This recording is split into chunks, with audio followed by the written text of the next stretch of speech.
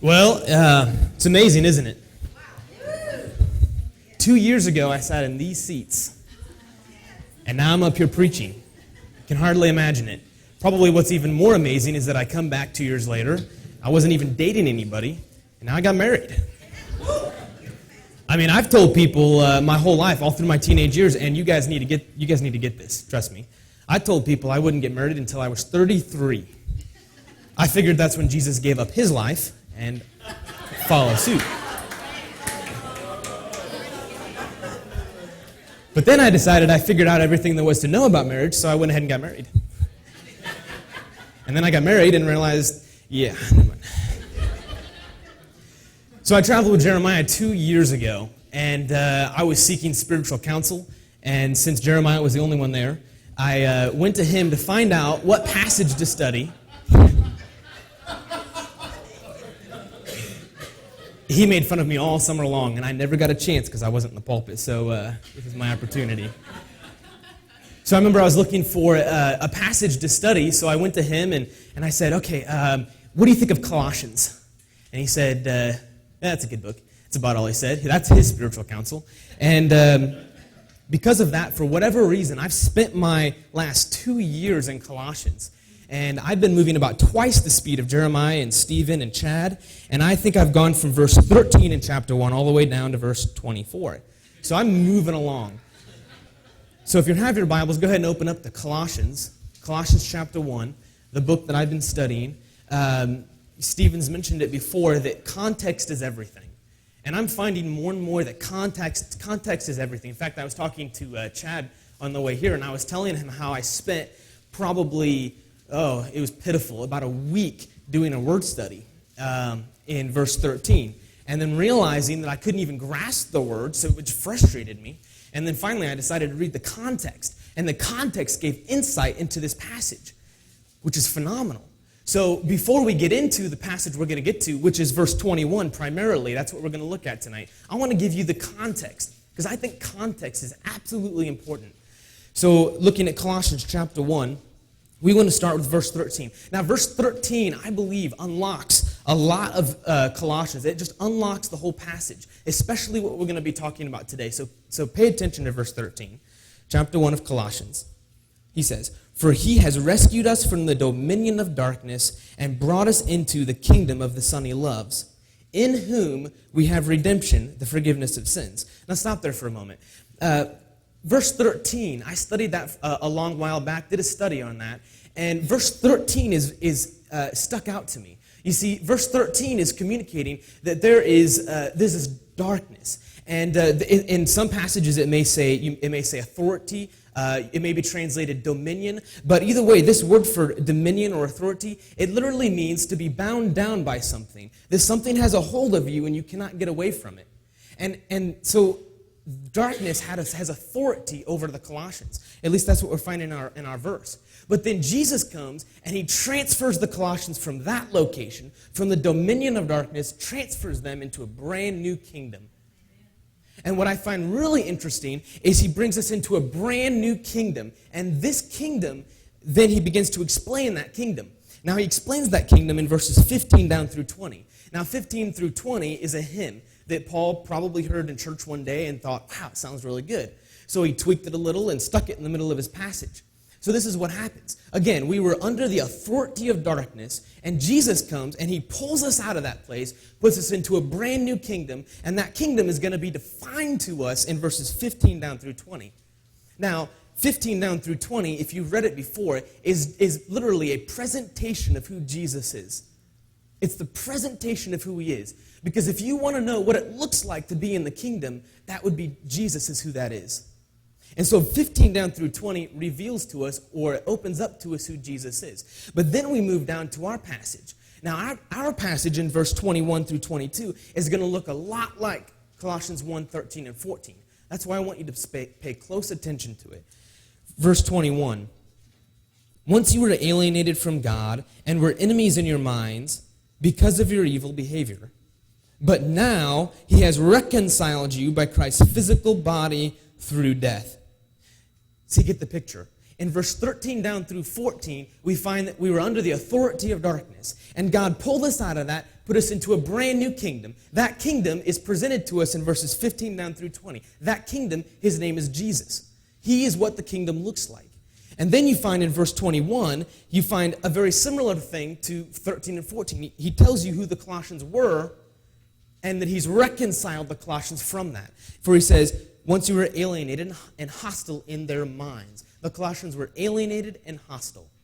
You see now, if you know anything, these two words, alienated and hostile, they're adjectives. And I don't know much about English. I flunked English it wasn't high school, it was homeschooled, which is probably why I flunked it. But I found that, you see, adjectives define something. It limits something. And alienated, see, he says you were alienated and hostile in your minds. So the noun would be minds. Now, alienated is a very, very interesting word, and I haven't come to too terribly many conclusions to it because a lot of scholars are mixed on it. You see, alienated, some scholars say that alienated means a transferring from one family to another family. So, and not all scholars buy that. Now, in the context, that could make sense because you see in 13 and 14, you were transferred from this location to a brand new location. Now, of course, going into alienated, I tried to, I don't have a PhD or anything, but studying alienated, I tried to come up with a really good example of it. Since I don't have my PhD, I'll give you the one that I thought of.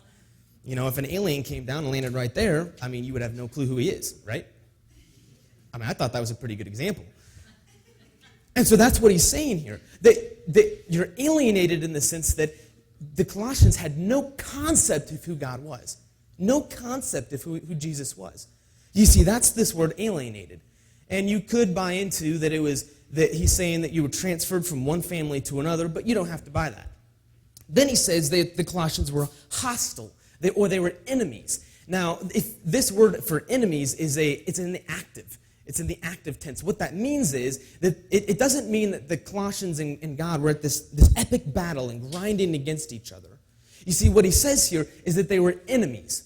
In other words, the Colossians were at arm's length, holding back God, fighting against God. See, there are some commentaries that will say that God and the Colossians were just fighting each other, but that's not the picture we get here.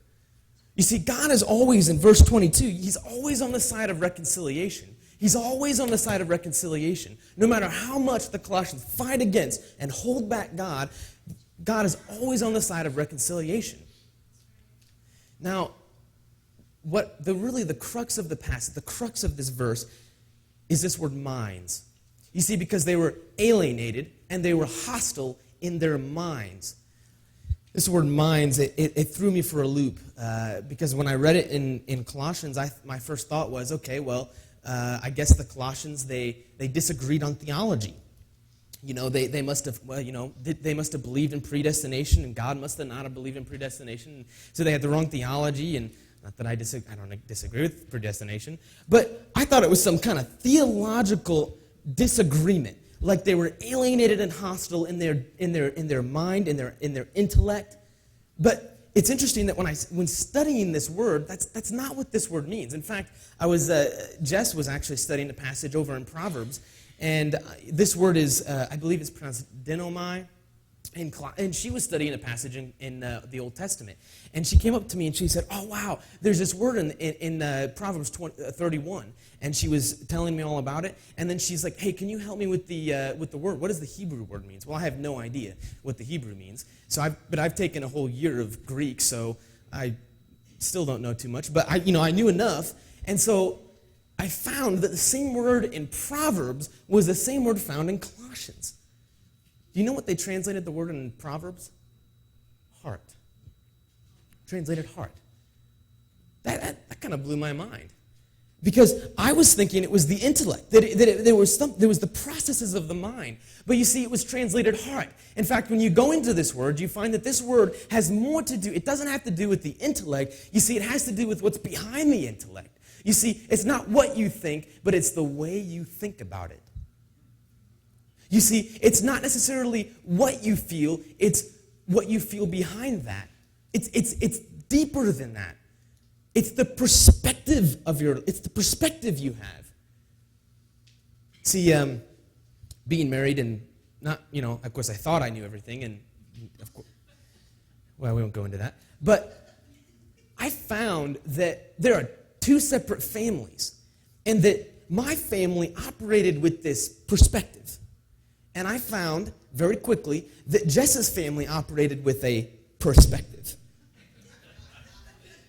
Two different perspectives.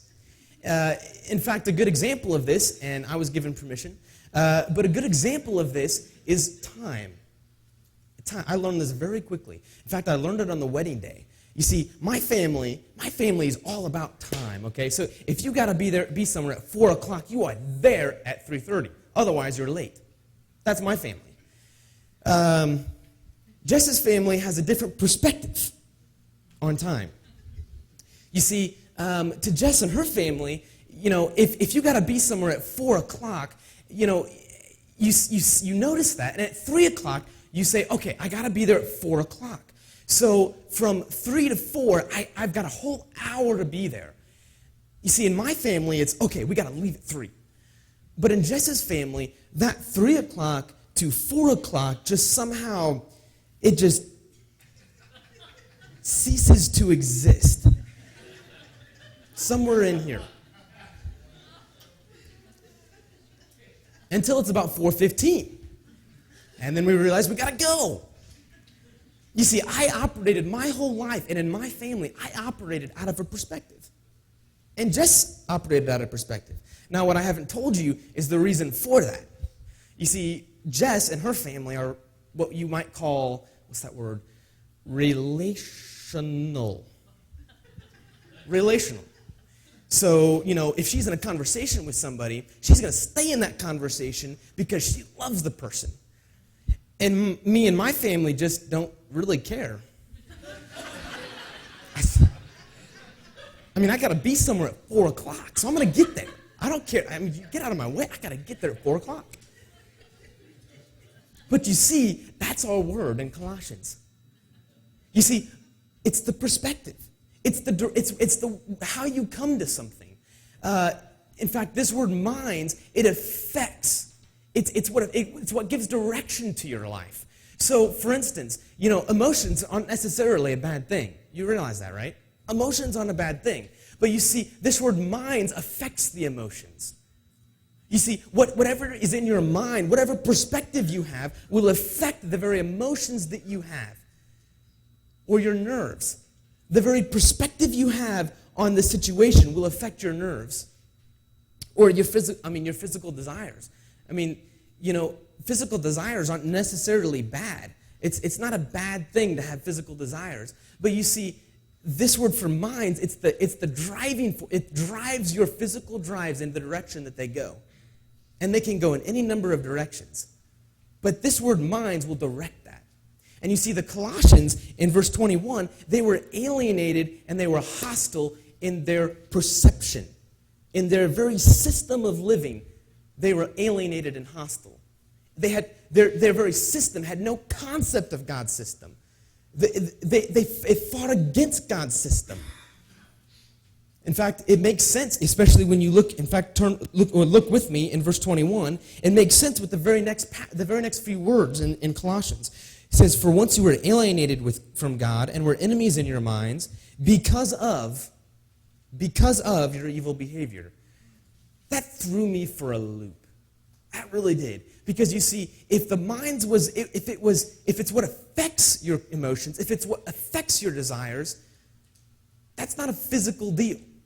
You see, that's not a physical, the mind, it's not a physical deal. So that threw me for a loop. So, I looked for people more smarter than I, and I emailed my Greek professor, and I found that, and even commentators will say this, that this because of is actually a dative of means.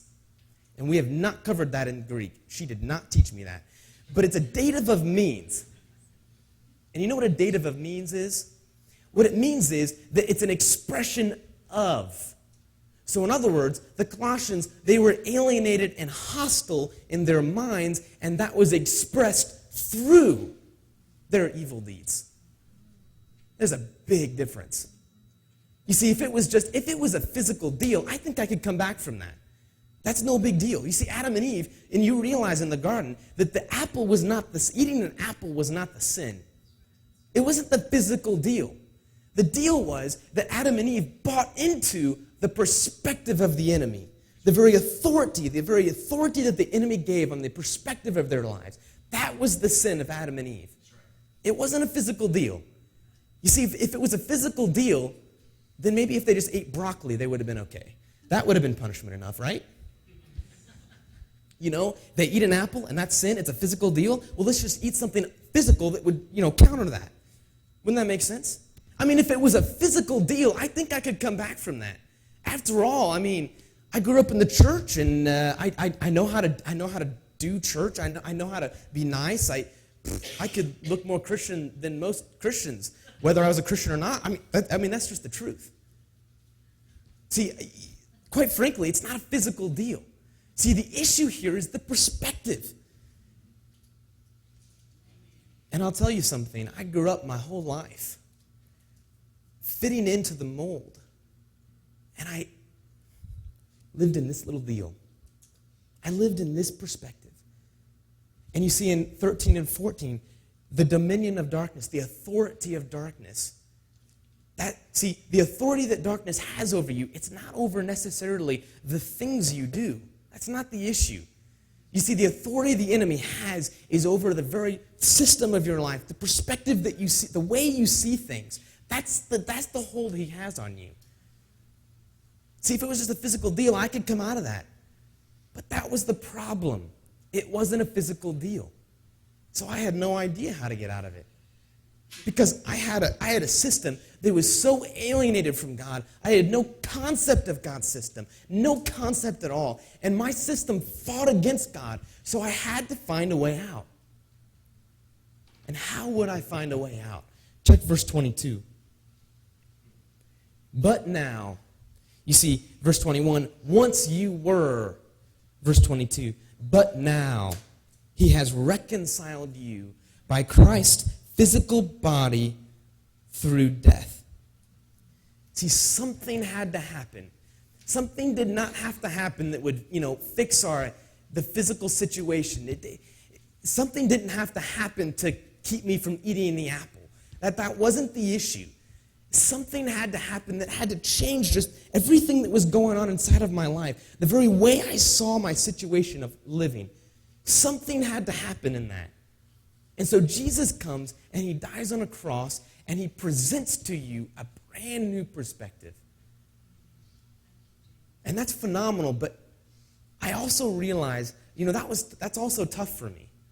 That's phenomenal, but that's also tough for me because I go to the guy down the street and I say, listen, let me tell you about this brand new perspective. Jesus died for you 2,000 years ago.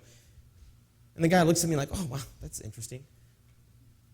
You see, because the death of Jesus happened 2,000 years ago, and he's thinking, well, what does that have to do with me today?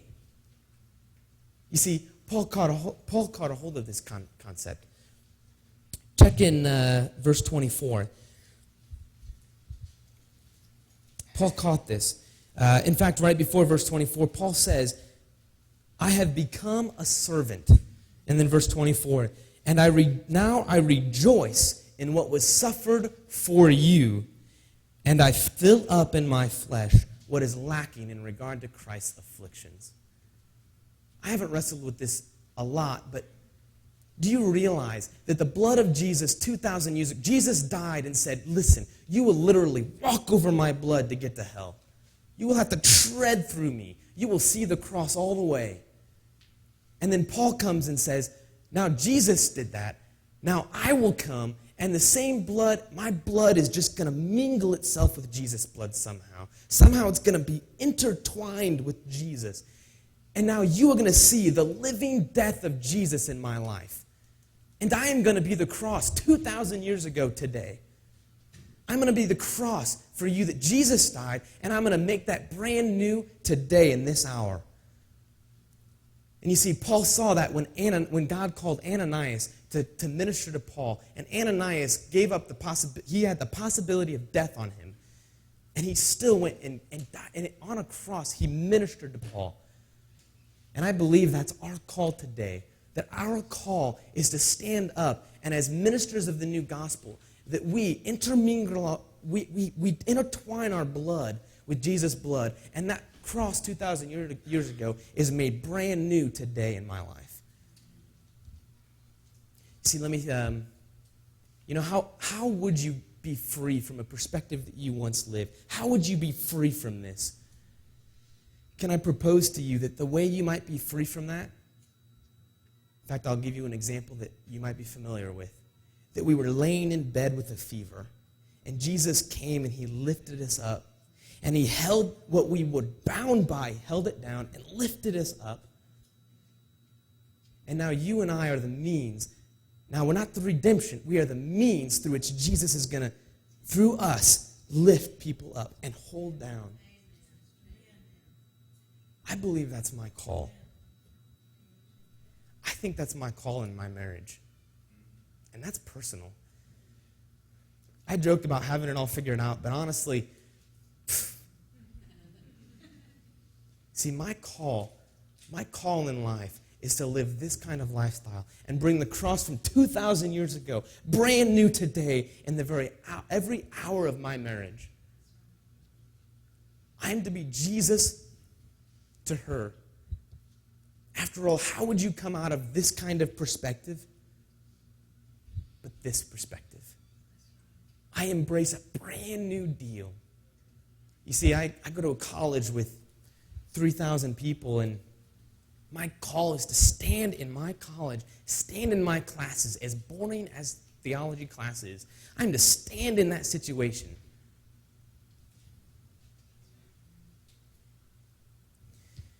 And to get really personal, I always, since youth, wanted to be the best.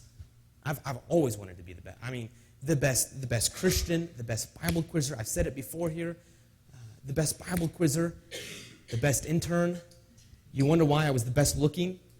I was your best intern, and there's I tried that. I worked at it. I've always wanted to be the best.